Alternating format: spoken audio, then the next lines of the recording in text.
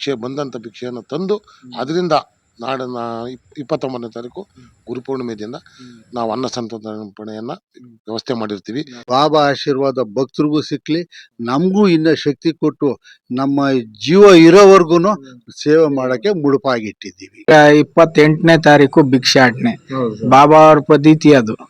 ಭಿಕ್ಷಾಟನೆ ಬೇಡಿನೇ ತಂದು ಸಾರ್ವಜನಿಕರಿಗೆ ಕೊಡಿ ಅಂತ ಹೇಳಿ ಅವ್ರು ನಡೆದಂತದ್ದು. ನಾವು ಅದ್ರ ಪ್ರಕಾರ ಅವತ್ತಿಂದ ಇವತ್ತಿನವರೆಗೂ ಹಾಗೆ ನಡೆಸ್ಕೊಂಡು ಬರ್ತಾ ಇದ್ದೀವಿ. ನಮಸ್ಕಾರ ಸ್ನೇಹಿತರೆ, ನಾನು ಪಬ್ಲಿಟಾ ಕನ್ನಡ ಯೂಟ್ಯೂಬ್ ಚಾನಲ್ ಇಂದ ನಿಮ್ಮ ಪ್ರೀತಿಯ ಜವಳಿ ಕೊಟ್ರೇಶ್. ನಾನಿವತ್ತು ನಮ್ಮ ತುಮಕೂರಿನ ಶ್ರೀ ಶಿರಡಿ ಬಾಬಾ ಸೇವಾ ಸಮಿತಿ, ರಾಮಕೃಷ್ಣ ನಗರ, ಕುಣಿಗಾಲ್ ರಸ್ತೆ, ತುಮಕೂರು ಇಲ್ಲಿದ್ದೀನಿ. ಏನಕ್ಕೆ ಬಂದಿದ್ದೀನಿ ಅಂದ್ರೆ, ಇದೇ ಜುಲೈ 29ನೇ ತಾರೀಕು ಬುಧವಾರದಂದು ಗುರು ಪೂರ್ಣಿಮಾ ಇದೆ. ಈ ಗುರು ಪೂರ್ಣಿಮಾ ಅಂಗವಾಗಿ ನಮ್ಮ ತುಮಕೂರಿನ ಶ್ರೀ ಶಿರಡಿ ಸಾಯಿಬಾಬಾ ಮಂದಿರದಲ್ಲಿ ಅದ್ಧೂರಿಯಾಗಿ ಗುರು ಪೂರ್ಣಿಮೆಯನ್ನು ಆಚರಣೆ ಮಾಡಲಾಗ್ತಿದೆ. ಬನ್ನಿ, ಇಲ್ಲಿನ ಒಂದು ಆಡಳಿತ ಮಂಡಳಿಯವರು ಈ ಗುರು ಪೂರ್ಣಿಮೆ ಅಂಗವಾಗಿ ಏನೇನೆಲ್ಲ ಕಾರ್ಯಕ್ರಮಗಳನ್ನ ಆಯೋಜನೆ ಮಾಡಿದಾರೆ ಅಂತ ಕೇಳ್ಬಿಡೋಣ. ಅದಕ್ಕೂ ಮೊದಲು ಇದುವರೆಗೂ ಯಾರ್ಯಾರು ನನ್ನ ಪಬ್ಲಿಟಾ ಕನ್ನಡ ಯೂಟ್ಯೂಬ್ ಚಾನಲ್ನ ಸಬ್ಸ್ಕ್ರೈಬ್ ಮಾಡ್ಕೊಂಡಿಲ್ವೋ ಅವ್ರು ಈಗಲೇ ಹೋಗಿ ಸಬ್ಸ್ಕ್ರೈಬ್ ಮಾಡ್ಕೊಳ್ಳಿ. ಹಾಗೆ ಪಕ್ಕದಲ್ಲಿರೋ ಬೆಲ್ ಐಕಾನ್ ಒತ್ಬಿಡಿ, ನನ್ನೆಲ್ಲ ನೋಟಿಫಿಕೇಶನ್ಗಳು ನಿಮ್ಗೆ ತಲುಪುತ್ತೆ ಅಂತ ಹೇಳ್ತಾ ಬನ್ನಿ, ಈಗ ನಾವು ಇಲ್ಲಿನ ಆಡಳಿತ ಮಂಡಳಿಯವ್ರನ್ನೇ ಮಾತಾಡ್ಸ್ಬಿಡೋಣ. ನೋಡಿ, ಈಗ ನೀವು ನೋಡ್ತಾ ಇರ್ಬೋದು, ಈ ಸಾಯಿಬಾಬಾ ದೇವಸ್ಥಾನಕ್ಕೆ ಈಗಾಗಲೇ ದೀಪಾಲಂಕಾರವನ್ನು ಮಾಡಲಾಗ್ತಿದೆ. ಬನ್ನಿ, ಈಗ ಒಳಗಡೆ ಹೋಗ್ಬಿಡೋಣ. ಮೊದಲಿಗೆ ನಾನು ನಿಮಗೆ ನಮ್ಮ ಸಾಯಿಬಾಬಾ ಅವ್ರನ್ನ ಒಂದು ತೋರಿಸ್ತೀನಿ. ಬನ್ನಿ, ಈಗ ಹಾಗೆ ಹೋಗೋಣ. ಇಲ್ಲಿ ಆಡಳಿತ ಮಂಡಳಿಯವರು ಕೂತಿದ್ದಾರೆ, ಅವರನ್ನೇ ಮಾತಾಡ್ಸ್ಬಿಡೋಣ. ಸರ್ ನಮಸ್ತೆ. ಸರ್ ನಮಸ್ತೆ. ಸರ್ ನಿಮ್ಮ ಹೆಸರು? ನನ್ನ ಹೆಸರು ಜಯರಾಮ್ ಅಂತ ಹೇಳಿ, ವೃತ್ತಿಯಲ್ಲಿ ಶಿಕ್ಷಕ ವೃತ್ತಿ. ನಾನು ಬಹಳ ವರ್ಷಗಳಿಂದ ಇಲ್ಲಿ ಈ ಒಂದು ಸನ್ನಿಧಿಯಲ್ಲಿ ಈ ಒಂದು ಗುರು ಪರಂಪರೆಯನ್ನ, ಗುರುಪೂರ್ಣಿಮೆ ಮತ್ತು ವಾರ್ಷಿಕೋತ್ಸವ ಈ ಎರಡೂ ಕಾರ್ಯಕ್ರಮಗಳನ್ನು ಪ್ರತಿ ವರ್ಷ ಚಾತು ತಪ್ಪದೆ ಬಹಳ ಶ್ರದ್ಧಾಪೂರ್ವಕವಾಗಿ ಮಾಡ್ಕೊಂಡ್ ಬರ್ತಾ ಇದೀವಿ. ಸೊ ಲಾಸ್ಟ್ ಇಯರ್ ಇಂದ 12 ವರ್ಷ ಕಂಪ್ಲೀಟ್ ಆಯ್ತು. ವಾರ್ಷಿಕೋತ್ಸವನ್ನ ಸ್ಟಾಪ್ ಮಾಡಿ, ಯಾಕೆಂದ್ರೆ ಭಕ್ತಾದಿಗಳು ಎಲ್ಲದಕ್ಕೂ ಸ್ಪಂದಿಸೋದಕ್ಕೆ ಇದಾಗುತ್ತೆ ಅಂದ್ಬಿಟ್ಟು ಕಳೆದ ಸಾಲಿನಿಂದ ವಿಶೇಷವಾಗಿ ಗುರುಪೂರ್ಣಿಮೆಯನ್ನ ಯಶಸ್ವಿಯಾಗಿ ಮಾಡ್ತಾ ಇದೀವಿ. ಇಲ್ಲಿ ಎಲ್ಲವೂ ಸಹ ಭಕ್ತರಿಂದಲೇ ನಡೀತಕ್ಕಂಥದ್ದು. ಇಲ್ಲಿ ಯಾವುದೇ ಇದೆ ಫಂಡ್ಸ್ ಆಗ್ಲಿ ಇನ್ನೊಂದು ಏನೂ ಇದಿಲ್ಲ, ಭಕ್ತರಿಂದ ಬರುತ್ತೆ, ಭಕ್ತರಿಗೆ ಹಾಕ್ತಾ ಇದೀವಿ. ಹಂಗಾಗಿ ಪ್ರತಿನಿತ್ಯ ಅನ್ನ ಸಂತರ್ಪಣೆ ಇರುತ್ತೆ. ವಿಶೇಷವಾಗಿ ಗುರುವಾರ ದಿನ ಬಂದಂತ ಭಕ್ತಾದಿಗಳಿಗೆಲ್ಲ ಅನ್ನ ಸಂತರ್ಪಣೆ ಇರುತ್ತೆ, ಸಿಹಿ ಊಟ ಇರುತ್ತೆ. ಅದನ್ನ ಭಕ್ತಾದಿಗಳೇ ಹಿಂದಿನ ದಿನ ನೋಟ್ ಮಾಡಿಸಿ, ಇಂಥವ್ರು ನಾನು ಇಂಥ ಗುರುವಾರ ದಿನ ನಾವು ಮಾಡ್ಕೊಡ್ತೀವಿ ಅಂತಕ್ಕಂಥದ್ದು ಇದನ್ನ ಹೆಚ್ಚಿಸ್ಕೊಂಡು ಹೋಗ್ತಾ ಇದ್ದಾರೆ. ದಿನಕ್ಕೂ ಬಾಬಾ ಅವರ ಒಂದು ಪವಾಡ ಶಕ್ತಿ ಇರ್ಬೋದು, ಭಕ್ತಾದಿಗಳ ಒಲಿಮೆ ಇರ್ಬೋದು, ಎಲ್ಲವೂ ಸಹ ಹೆಚ್ಚಿನದಾಗಿ ಮೂಡಿ ಬರ್ತಾ ಇದೆ. ಹಾಗಾಗಿ ನಮಗೂ ದಿನೇ ದಿನೇ ಈ ಒಂದು ಕೆಲಸವನ್ನು ಹೆಚ್ಚಿನ ರೀತಿಯಲ್ಲಿ ಮಾಡಬೇಕು, ಇನ್ನೂ ಶ್ರದ್ಧಾಪೂರ್ವಕವಾಗಿ ಮಾಡಬೇಕು ಅಂತಕ್ಕಂಥ ಒಂದು ಹುಮ್ಮಸ್ಸು ನಮ್ಮಲ್ಲಿ ಬರ್ತಾ ಇದೆ. ಆಮೇಲೆ ದಿನೇ ದಿನೇ ಭಕ್ತಾದಿಗಳ ಸಂಖ್ಯೆನೂ ಜಾಸ್ತಿ ಆಗ್ತಾ ಇದೆ. ಆಮೇಲೆ ಇಲ್ಲಿ ಎಲ್ಲವೂ ಸಹ ಪಾರದರ್ಶಕವಾಗಿದೆ. ಇಲ್ಲಿ ಎಲ್ಲವೂ ಸ್ವಯಂ ಸೇವಕರೇ, ಇಲ್ಲಿ ಯಾವುದೇ ಒಂದು ಹೋಲ್ಡಿಂಗ್ಸ್ ಅಲ್ಲಿ ಇಟ್ಕೊಂಡಿಲ್ಲ ಯಾರು. ಇಲ್ಲಿನ ಒಂದು ಇದನ್ನ ಎಲ್ಲರೂ ಅವರವ್ರ ಇಚ್ಛೆ ಅಂತ ಬಂದು ಭಗವಂತನ ಕೃಪೆಗೆ ಪಾತ್ರರಾಗ್ಬೋದು. ತನು ಮನ ಧನ ಏನ್ ಬೇಕಾದ್ರೂ ಅವರು ತ್ಯಾಗ ಸ್ವಾಮಿಗೆ ಅರ್ಪಿಸ್ಬಿಟ್ಟು ಅವರೇ ಬಂದು ನಿಂತು ಕೆಲಸ ಮಾಡೋದಕ್ಕೂ ಇಲ್ಲೆಲ್ಲ ಮುಕ್ತ ಅವಕಾಶ ಇದೆ. ಯಾವುದೇ ರೀತಿಯಾದಂತ ರಿಸ್ಟ್ರಿಕ್ಷನ್ಸ್ ಇಲ್ಲ ಇಲ್ಲಿ. ಹೀಗಾಗಿ ಜನಗಳಲ್ಲೂ ಸಹ ಒಂದು ವಿಶಾಲ ಮನೋಭಾವ ಬಾಬಾ ಅವ್ರ ಬಗ್ಗೆ. ಮತ್ತೆ ಇಲ್ಲಿ ಸರ್ವರಿಗೂ ಒಂದು ಸ್ವತಂತ್ರ ಇದೆ, ಯಾವುದೇ ಕಟ್ಟುಪಾಡುಗಳಿಲ್ಲ ಅಂತಕ್ಕಂಥದ್ದು ಒಂದು ಮುಖ್ಯ ವಿಚಾರ ಇಲ್ಲಿ. ಹಾಗಿರೋದ್ರಿಂದನ ದಿನೇ ದಿನಕ್ಕೂ ಇದೊಂದು ಬಹಳ ಯಶಸ್ವಿಯಾಗಿ ನಡ್ಕೊಂಡ್ ಬರ್ತಾ ಇದೆ. ಅದೇ ರೀತಿ ಈ ಸಾಲಿನೂ ಸಹ 28 ಮತ್ತು 29 ನಾಳೆ ಭಿಕ್ಷಾಟನೆ. ಮೊದಲನೇದಾಗಿ ತರಕಾರಿ ಮಾರ್ಕೆಟ್ಗೆ ಹೋಗ್ತಾ ಇದೀವಿ. ಪ್ರತಿ ವರ್ಷದಂತೆ ಅಲ್ಲಿನ ಒಂದು ವ್ಯಾಪಾರಸ್ಥರು ಅವರು ಸ್ವ ಇಚ್ಛೆಯಿಂದ ನಮ್ಗೆ ಇಲ್ಲಿ ಎಷ್ಟು ನೀಡಿಂಗ್ ಇರುತ್ತೋ ಅದಕ್ಕಿಂತಲೂ ಜಾಸ್ತಿ ಪ್ರಮಾಣದಲ್ಲಿ ನಮ್ಗೆ ಒಂದು ತರಕಾರಿಯನ್ನ ನೀಡ್ತಾರೆ. ಮತ್ತೆ ಈ ಕೆಲವೊಂದು ಏರಿಯಾಗಳಿಗೆ ಒಂದು ಭಿಕ್ಷಾಟನೆಗೆ ಅದೊಂದು ಸಂಪ್ರದಾಯ. ಯಾಕೆಂದ್ರೆ ನಾವು ಮಾಡಿ ಭಿಕ್ಷೆಯನ್ನ ತಂದೇ ನಾವು ನಾಡಿದ್ದು ಅನ್ನ ಸಂತರ್ಪಣೆ ಮಾಡ್ಬೇಕು, ಅದು ಪ್ರತೀತಿ. ಇಲ್ಲಿಗೆ ತಂದಾಕ ಭಕ್ತಾದಿಗಳು ಬೇರೆ, ಭಿಕ್ಷಾಟನೆಯನ್ನ ಪರ್ಟಿಕ್ಯುಲರ್ ನಾವು ಆ ಒಂದು ಕಾರ್ಯಾಚರಣೆಯನ್ನ ಮಾಡಿ ಶ್ರದ್ಧಾಪೂರ್ವಕವಾಗಿ ಆ ಬಂದಂತ ಭಿಕ್ಷೆಯನ್ನು ತಂದು ಅದರಿಂದ ನಾಡನ್ನ 29ನೇ ತಾರೀಕು ಗುರುಪೂರ್ಣಿಮೆ ದಿನ ನಾವು ಅನ್ನ ಸಂತರ್ಪಣೆಯನ್ನ ವ್ಯವಸ್ಥೆ ಮಾಡಿರ್ತೀವಿ. ಬೆಳಿಗ್ಗೆ 7 ಗಂಟೆಯಿಂದ ರಾತ್ರಿ 11:30ವರೆಗೆ ನಿರಂತರವಾಗಿ ನಡೀತಾ ಇರುತ್ತೆ. ಊಟ ಟೈಮ್ ಊಟ, ತಿಂಡಿ ಟೈಮ್ ತಿಂಡಿ ಎಲ್ಲವೂ ಸಹ ವ್ಯವಸ್ಥಿತವಾಗಿರುತ್ತೆ. ಮತ್ತೆ ಇಲ್ಲಿ ಸ್ವಯಂ ಸೇವಕರೆಲ್ಲ ಇರ್ತಾರೆ. ಅವ್ರುಗಳೆಲ್ಲ ಬಂದು ಅದನ್ನ ಬಡಿಸ್ತಕ್ಕಂಥ ವ್ಯವಸ್ಥೆ, ಮತ್ತೆ ಅದನ್ನ ಕ್ಲೀನ್ ಮಾಡ್ತಕ್ಕಂಥ ವ್ಯವಸ್ಥೆ ಎಲ್ಲವೂ ಸಹ ಬಹಳ ವ್ಯವಸ್ಥಿತವಾಗಿ ನೋಡ್ಕೊಂತ ಇದ್ದೀವಿ. ಖಂಡಿತ ಸರ್. ಆಮೇಲೆ ಮಳೆ ಇನ್ನೇನ್ ಬರ್ಬೋದು ಇಲ್ಲೋ ಆಗ್ಲೋ ಅನ್ನೋ ಅಂತ ಸನ್ನಿವೇಶ ಇದ್ರು ನಮ್ಮ ಕಾರ್ಯಕ್ರಮ ಮುಗಿಯೋವರೆಗೂ ನಿಜವಾಗ್ಲೂ ಸಹ ಆ ಒಂದು ಪವಾಡನು ಇಲ್ಲಿ ನಾವು ನೋಡಿದ್ವಿ. ಕಾಲ್ ಟ್ಯಾಕ್ಸಿ ಮಳೆ ಆಗಿದೆ, ಇಲ್ಲಿಗಿಲ್ಲ ಲಾಸ್ಟ್ ಇಯರ್. ಸೊ ಇಂಥವೆಲ್ಲ ನಾವು ಕಣ್ಣ ನೋಡಿರ್ತಕ್ಕಂಥದ್ದು, ಪ್ರಾಯೋಗಿಕವಾಗಿರ್ತಕ್ಕಂಥದ್ದು. ಹೀಗಾಗಿ ಇಂಥ ಒಂದು ಪ್ರತೀತಿ ನಡೆಸ್ಕೊಂಡ್ ಬರ್ತಾ ಇದೀವಿ. ಹಾಗಾಗಿ ಸರ್ವರದು ಸಹ ಇಲ್ಲಿ ಭಕ್ತರಿಂದಲೇ ನಡೀತಾ ಇರೋದು. ತುಂಬಾ ಆಡಳಿತವನ್ನು ಪಾರದರ್ಶಕವಾಗಿದೆ. ಭಕ್ತರು ಅರ್ಪಿಸಿದ್ದಂಥದ್ದು ಅದೇ ಭಕ್ತರಿಗೆ ಸಮರ್ಪಕವಾಗಿ ಅದು ವಿನಿಯೋಗ ಆಗ್ತಾ ಇದೆ. ಇದು ಒಂದು ನಾವು ಹೆಮ್ಮೆ ಪಡುವಂತ ವಿಚಾರ ಇಲ್ಲಿ. ಹೀಗಾಗಿ ಇಲ್ಲಿ ನಡ್ಕೊಂಡು ಹೋಗ್ತಾ ಇದೆ ಸರ್. ಇದೊಂದು ಒಳ್ಳೆಯ ಒಂದು ದೈವಿ ಭಾವನೆ ಮತ್ತೆ ಭಕ್ತ ಮನಃಶಾಂತಿಗೆ ಅನೇಕ ಗುರುವಾರ ನೀವೆಂದಾದ್ರೂ ಒಂದಿನ ಇಲ್ಲಿಗೆ ಬಂದಿದ್ದೆ ಆದ್ರೆ ಗುರುವಾರ ಸಂಜೆ 7 ಗಂಟೆಗೆ ಬಂದು ನೋಡ್ಬೇಕು. ನಾನಾ ರೀತಿಯ ಒತ್ತಡಗಳಿಂದ ಮುಕ್ತರಾಗಿ ಇಲ್ಲಿ ಬಂದು ಇಲ್ಲಿ ಪ್ರಸಾದ ಇರುತ್ತೆ, ದರ್ಶನ ಮಾಡಿ ಸಾಲ ನಿಂತು ಮತ್ತೆ ಪ್ರಸಾದ ಸ್ವೀಕರಿಸಿ ಒಂದು ಅರ್ಧ ಗಂಟೆ ಕೂತ್ಕೊಂಡು ಮನಃಶಾಂತಿಯನ್ನ ಪಡ್ಕೊಂಡು ಹೋಗ್ತಾ ಇದ್ದಾರೆ. ಮುಖ್ಯ ಇಲ್ಲಿದೆ ಬಾಬಾ ಅವರನ್ನು ಒಂದು ಇಲ್ಲಿ ನಿಧಿಗೆ ಬರೋದ್ರಿಂದ ಮನಃಶಾಂತಿ ಸಿಗ್ತಾ ಇದೆ. ಖಂಡಿತವಾಗ್ಲು ಅದನ್ನ ಹೆಚ್ಚಾಗಿ ಜನ ಬಳಕೆ ಮಾಡ್ಕೊಂತ ಇದ್ದಾರೆ. ಮುಂದಿನ ದಿನಗಳಲ್ಲೂ ಸಹ ಇದನ್ನ ನಮ್ಮ ಸ್ವಯಂ ಸೇವಕರು ಮತ್ತೆ ಭಕ್ತಾದಿಗಳು ಇದೇ ರೀತಿ ಮುಂದುವರ್ಸ್ಕೊಂಡು ಹೋಗಿ ಕೈ ಜೋಡಿಸ್ಬೇಕು ಅಂತ ಹೇಳಿ ನಾನು ಮತ್ತೊಮ್ಮೆ ನಮ್ಮ ಸಕಲ ಸಾಯಿಬಾಬಾ ಭಕ್ತರಲ್ಲಿ ಕೇಳ್ಕೊಂತ ಇದ್ದೀನಿ.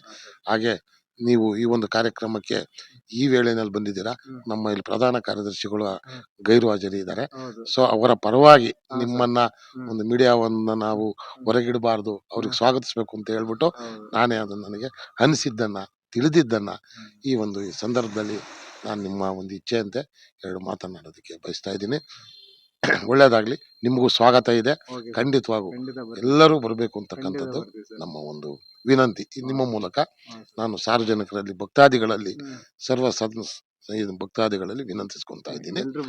ಖಂಡಿತ ಬರ್ಬೇಕು ಸರ್, ಎಲ್ಲರೂ ಬರಬೇಕು, ಕೃಪೆಗೆ ಪಾತ್ರರಾಗಬೇಕು, ಅನ್ನ ಸಂತರ್ಪಣೆ ಬಳಕೆಯನ್ನ ಮಾಡ್ಕೊಬೇಕು ಅಂತ ಹೇಳ್ತಾ ನಿಮ್ಮ ಮಾತಾಡ್ಸಿದಕ್ಕೆ ನನ್ನ 2 ಐತನುಗಳನ್ನ ಹೇಳಿದ್ದೀನಿ. ಜೈ ಸಾಯಿಬಾಬಾ. ತುಂಬಾ ಒಳ್ಳೆ ಮಾತುಗಳು ಹೇಳಿದಿರ ಸರ್. ನಿಜವಾಗ್ಲು ಈ ಒಂದು ಬಾಬಾ ಅವರ ಕೃಪೆಗೆ ಪಾತ್ರರಾಗಬೇಕಂದ್ರೆ ನಾವು 7 ಜನ್ಮದ ಪುಣ್ಯ ಮಾಡಿರ್ಬೇಕು ಸರ್.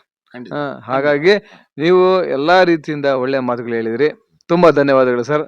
ಓಂ ಸಾಯಿರಾಮ್. ಸಾಯಿರಾಮ್ ಸರ್ ನಮಸ್ತೆ. ನಮಸ್ತೆ ಸರ್ ನಿಮ್ಮ ಹೆಸರು? ನನ್ನ ಹೆಸರು ಕಬಡ್ಡಿ ರವಿ ಅಂತ. ಫುಲ್ ನೇಮು KR ರವೀಂದ್ರ ಅಂತ ಹೇಳಿ. ನಾವು ಕ್ರೀಡಾಪಟು. ಇಲ್ಲಿ ಸ್ಪೋರ್ಟಿವ್ ಆಗಿ ಬಾಬಾ ಸೇವೆ ನಿರಂತರವಾಗಿ ಮಾಡ್ತಾ ಇದೀವಿ. ಸುಮಾರು ನಮ್ಮ ಕಬಡ್ಡಿ ರವಿ ಗೆಳೆಯರ ಬಳಗ ಅಂತ ನಾವು ಮಾಡ್ಕೊಂಡು ಊಟದ ವ್ಯವಸ್ಥೆ ಯಾವ ರೀತಿ ನಾವು ಇಲ್ಲಿ ಸೇರ್ಕೊಂಡು ಅಂತ ನಮಗೆ ಗೊತ್ತಿಲ್ಲ.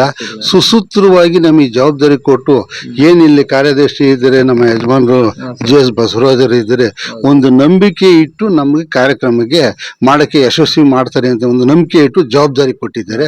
ಸುಮಾರು ಒಂದು 30 ರಿಂದ 35 ಸಾವಿರ ಜನ ನಿರಂತರವಾಗಿ ತಿಂಡಿಯಿಂದ ಊಟದ ವ್ಯವಸ್ಥೆವರೆಗೂ ಬೆಳಗ್ಗೆ 7 ಗಂಟೆ ಸ್ಟಾರ್ಟ್ ಆದ್ರೆ ರಾತ್ರಿ 11:30 12 ಗಂಟೆವರೆಗೂ ನಾವು ಬೆಳಗ್ಗೆ ಬಂದ್ರೆ ತಿರುಗಿ ಮನೆಗೆ ಹೋಗೋದೇ ಇಲ್ಲ.